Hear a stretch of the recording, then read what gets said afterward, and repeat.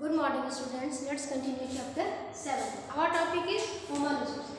Last video में हम लोगों ने बात की थी human resources की, distribution of population pattern की, density of population की, factor का distribution of the population की कौन कौन से फैक्टर हैं जो population distribution में को इफेक्ट करते हैं। तो पहला था आपका जोग्राफिकल फैक्टर, ठीक है। जोग्राफिकल फैक्टर में आपका रिलीफ फीचर्स थे, क्लाइमेट कंडीशन थी, नेचुरल वेजिटेशन थी, सॉइल थी, ability of water, mineral resources, इनके बारे में हम लोगों ने जोग्राफिकल फैक्टर के अंतर्गत पढ़ा।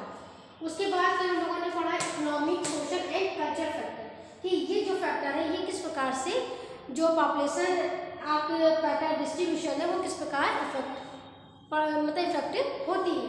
अब हम पढ़ेंगे पॉपुलेशन चेंज कि पॉपुलेशन चेंज क्या होता है। Change in the number of people during a set period of time referred as the population change. देखिए निश्चित समय में जब लोगों की संख्या में क्या होता है, इंक्रीजिंग होती है, बढ़ोतरी होती है, तो उसी को बोलते हैं, क्या बोलते हैं, पॉपुलेशन चेंज बोलते हैं। The population of the world has increase largely over years. कई सालों में क्या देखा है कि जो जनसंख्या वो लगातार बराबर बढ़ती चली जा रही है, बहुत ज़्यादा हाईली, ठीक है ना, बहुत ज़्यादा बढ़ रही है। The instability in the population is a result of the change in total number of birth and death। देखिए अनस्टेबिलिटी के कारण, अस्थायित्व के कारण जो है इसके परिणामस्वरूप क्या हुआ है कि जो बर्थ रेट है और जो डेथ रेट है वो बराबर बढ़ती जा रही है। Until 1800 the growth of the population of the world was slow and gradual। 18वें जो दशक था तो दुनिया की आबादी का विकास में बहुत ही धीमी गति थी, ठीक है ना। जो 18वीं सदी के करीब जो भी जो मतलब बर्थ रेट था और जो मरने की जो रेट थी, ठीक है ना, डेथ रेट था, वो क्या था, बहुत ही धीमा था। The growth of the population of the world was slow and gradual, मतलब कि बहुत ही स्लो था, ठीक है ना। पॉपुलेशन की जो बढ़त थी वो बहुत ही स्लो थी और बहुत धीमी धीमी थी। In fact mortality rate was high, लेकिन जो शिशु जो मृत्यु दर थी वो बहुत ज़्यादा थी। The main reason for the lack of suitable health facility and the balance food for all the people. इसका मुख्य कारण क्या था कि लोगों को पर्याप्त रूप में जो भोजन उनको मिलना चाहिए वो नहीं मिल पा रहा था और जो मेडिकल फैसिलिटीज़ थी वो कम थी। देखिए जब जैसे कि मान लो कोई बीमार पड़ा, ठीक है ना, तो उनको वो फैसिलिटी नहीं मिली जिससे कि उनका जो रोग था वो ठीक हो सके, तो इसकी वजह से क्या हुआ, मृत्यु होनी शुरू हो गई लोगों की, लोग मरने ज़्यादा लगी। और किसके कारण और मर रहे थे, जब पर्याप्त रूप में उनको भोजन नहीं मिलता था, ठीक है ना, तो उनका शरीर कमज़ोर होता था और कोई भी बीमारी उनको जल्दी पकड़ लेती थी और जिसकी वजह से उनकी मृत्यु हो जाती थी। Farmers to fair to grow sufficient food so as the feed the people properly. और जो किसान था वो उतनी पर्याप्त मात्रा में जो मतलब क्रॉप्स थी वो नहीं उगा पा रहा था जिससे कि लोगों की जो खाने की पूर्ति की जा सके। This resulted in very slow growth of population, जिसकी वजह से क्या हुआ था कि जो पॉपुलेशन की जो बढ़त थी बहुत ही स्लो थी, वो बहुत ही कम उसमें बढ़ रही थी, रेट में बढ़ रही थी। The population of the world touch to 1 million mark in years 1804। 1804 में दुनिया की आबादी लगभग 1 अरब के आंकड़े को छू गई थी। While further reach 3 billion by 1959 और 1959 में जस्ट उसके तिगुनी हो गई। This increase is also known by the name of the population explosion. इस बढ़ती हुई जो आबादी थी उसको हम किसके नाम से जानते हैं, जनसंख्या विस्फोट के नाम से भी जानते हैं। The population almost doubled by the next 40 years.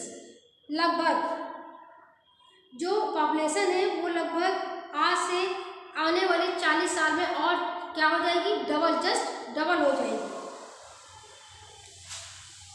This growth was the resulted of the enough food production and the better medical supplies which help to the reduce the number of death although the number of birth was constantly high.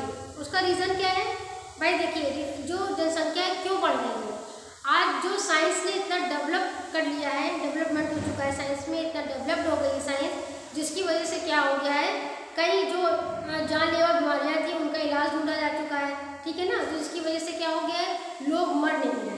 Growth तो, birth rate तो बढ़ रहा है, ठीक है ना, लोग जन्म तो उनका हो रहा है, लेकिन मृत्यु इस वजह से जिनकी हो रही है तो हो ही रही, लेकिन जो किसी रोग की वजह से मर जाया करते थे वो नहीं मर रहे हैं, ठीक है ना। क्यों? क्योंकि भाई देखिए साइंस ने इतना विकास कर लिया है, जिसकी वजह से नई नई टेक्निक आ चुकी है, नई नई मेडिसिन आ चुकी है, नई नई वैक्सीन आ चुकी है, जिसकी वजह से क्या हुआ है, लोगों की जो मरने की दर है वो बहुत कम हो गई है। तो जब लोग मरेंगे कम, पैदा ज़्यादा होंगे, तो क्या होगा, जनसंख्या जस्ट डबल हो जाएगी, ठीक है ना भाई। या तो ये हो कि जितने जी रहे हैं, मतलब जिनका जितना अधिकतर जितने लोगों का जन्म हो रहा है उतने ही मरे, तब तो बैलेंस रहेगा, लेकिन ऐसा तो है नहीं, मतलब जन्म मृत्यु भी बराबर है और मृत्यु दर कम है, ठीक है ना। जन्म दर ज़्यादा है, मृत्यु दर कम है, इसकी वजह से क्या हो रहा है, जनसंख्या विस्फोट का जो मुख्य कारण है वो यही है, ठीक है। Increasing the population is observe with the high rate of low rate increasing in population is observe with high birth rate and the low death rate. Population को ऑब्जर्व किया जाए तो देखा जाएगा कि जो उनकी जन्म दर है वो बहुत हाई है और जो मृत्यु दर है बहुत ही कम है। Migration of the people into a country also at this its population. जो पॉपुलेशन की जो बढ़ोतरी हो रही है उसमें माइग्रेशन का ही बहुत बड़ा हाथ है। क्यों भाई देखिए, माइग्रेशन का मतलब होता है आवागमन, मतलब अपना देश छोड़ के दूसरे के देश में चले जाना, ठीक है ना। तो उससे क्या होता है भाई, अगर हमारे यहाँ से कोई व्यक्ति गया तो हमारे यहाँ की पॉपुलेशन में कमी आएगी, लेकिन जिस देश में गया वहाँ की पॉपुलेशन तो बढ़ जाएगी ना। तो माइग्रेशन भी अपने आप में एक कह सकते हैं कि बहुत एक बड़ा रीज़न है पॉपुलेशन को बढ़ाने में। Birth rate is the calculate as the number of births per 1000 population and death rate is calculated as the number of death per 1000 population. The number of growth rate is calculated by the differences between the birth rate and the death rate. देखिए जो natural growth rate है उसको calculate किया गया कि जो जन्म दर और मृत्यु दर वो दोनों में क्या है, भिन्नता है।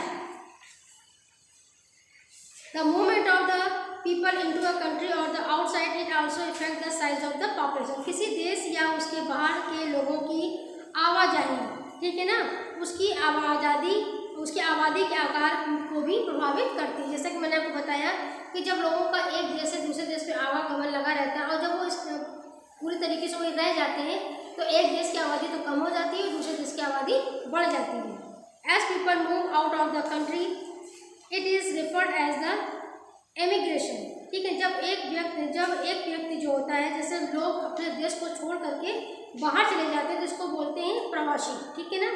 And the decrease in the population is observe, और देखा जाता है कि वहाँ की आबादी जो है वो कम है। The movement of the people into a country is referred as the immigration, ठीक है। जब जो व्यक्ति हैं एक अपने दूसरे शहर में आ जाते हैं, ठीक है ना, शहर में आते हैं तो उसमें उसको क्या बोलते हैं, इमिग्रेशन, अप्रवासी बोलते हैं। And an increase the population is observe, और तब क्या किया देखा जाता है, मतलब ऑब्जर्व किया जाता है कि वहाँ की जनसंख्या बढ़ गई है।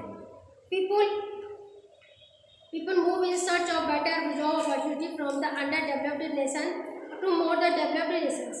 देखिए लोग जो है वो मूव ऑन करते हैं, ठीक है ना, मूव कर जाते हैं किसके सर्च में, अच्छी मतलब अपने अपॉर्चुनिटी के लिए, किसके लिए, मतलब जो भी उनकी जॉब अपॉर्चुनिटी अगर उनको बाहर अच्छी मिल रही है तो वो अपना देश छोड़ के दूसरे देश में चले जाते हैं। जो डेवलप्ड है, ठीक है, जो विकसित देश है वहाँ पर चले जाते हैं। तो जब वहाँ पर जाएंगे तो वहाँ की क्या करेंगे, जनसंख्या को बढ़ाएंगे ही। From village, my people also migrate within a country from village to town or the big metropolitan cities in search of the better job opportunity, education and the medical facilities. देखिए माइग्रेशन केवल देश में ही नहीं होता, बल्कि क्या होता है, माइग्रेशन शहरों में भी होता है, ठीक है ना। कैसे होता है कि जो गांव के लोग होते हैं वो बेटर फैसिलिटी के लिए, मेडिकल फैसिलिटीज़ के लिए, जॉब के लिए अपने गांव को छोड़ करके शहरों की ओर रोज आ जाते हैं, महानगरों में चले जाते हैं। तो वो क्या करते हैं, गांव की जनसंख्या तो कम हो जाती है लेकिन शहरों की जनसंख्या बढ़ जाती है। अब हम पढ़ेंगे pattern of the population change, कि पॉपुलेशन चेंज का पैटर्न क्या है, इसके बारे में अब हम पढ़ेंगे। Population growth rate varies across the globe at the shown on the map given below. देखिए जो नीचे आपको मैप दिया गया है इसमें आप देख सकते हैं कि जो पॉपुलेशन ग्रोथ है वो वेरीज है, मतलब डिफरेंट है, अलग अलग भिन्न है।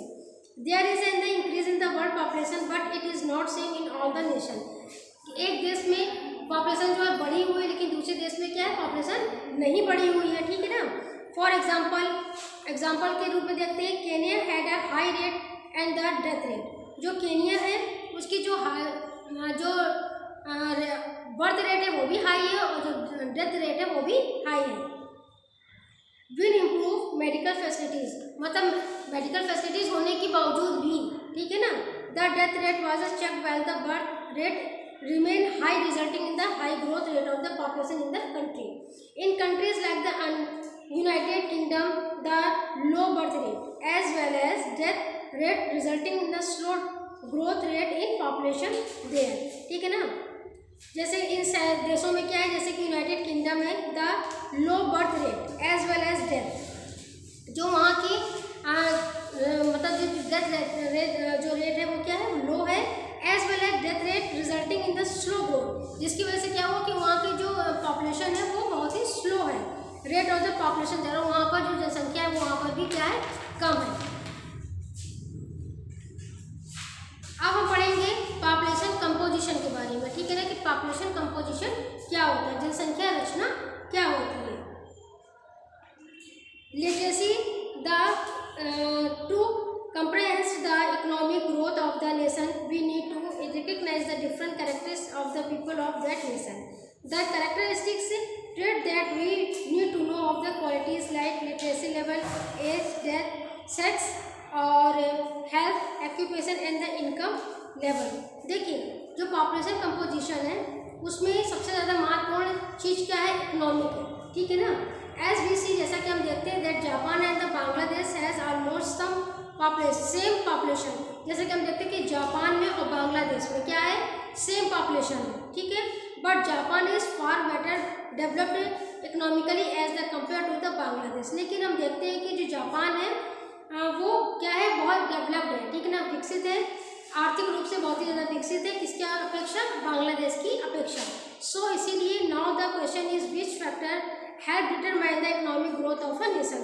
तो इसी प्रकार से एक क्वेश्चन उठता है कि वो कौन से ऐसे फैक्टर हैं जो कि इकोनॉमिक ग्रोथ, किसी भी देश की इकोनॉमिक मतलब राष्ट्र की इकोनॉमिक ग्रोथ के मेन फैक्टर हो सकते हैं, ठीक है ना। वो कौन सा है, पहला है तो लिटरेरी, ठीक है ना, मतलब साक्षरता लेवल देखा जाता है कि उस देश के लोग कितने साक्षर हैं, जितने ज़्यादा साक्षर होंगे वो देश उतना ही ज़्यादा डेवलप्ड होगा, ठीक है ना। उनकी एज, सेक्स, हेल्थ, ऑक्यूपेशन और इनकम लेवल, ठीक है ना। जहाँ के जो देश होते हैं जो विकसित होते हैं तो वहाँ के जो इनकम लेवल होता है बहुत ही हाई होता है और वहाँ के लोगों का जो व्यवसाय जो लेवल होता है वो भी अच्छा होता है, क्योंकि लोगों को क्या होता है, ज़्यादा से ज़्यादा व्यवसाय के वहाँ पर उन लोगों को अवसर मिलते हैं। देखिए जिस प्रकार से आपको पॉपुलेशन पिरामिड के द्वारा आपको बताया जाएगा कि किस देश में सबसे ज़्यादा जनसंख्या है। इसमें आपको 4 दिए गए पिरामिड, देखिए एक तो ये वाला दिया गया है, ठीक है ना, दूसरा ये इंडिया का दिया गया है और ये तीसरा केनिया का दिया है और चौथा जापान का दिया है। ये आप लोग देखिए और देखने से आपको मालूम पड़ेगा किस मतलब किस जेंडर के लोग और किसके मतलब मेल की जनसंख्या ज़्यादा है कि फीमेल की जनसंख्या ज़्यादा है, इनकी एज कितनी है, ठीक है ना। तो इसके बारे में आप लोग इस पिरामिड को देख करके समझ सकते हो। Okay class, thank you. आवाज़ से आपका ये चैप्टर खत्म होता है। इसके रिगार्डिंग कोई भी प्रॉब्लम हो तो आप व्हाट्सएप के थ्रू मुझसे पूछ सकते हो। Okay class.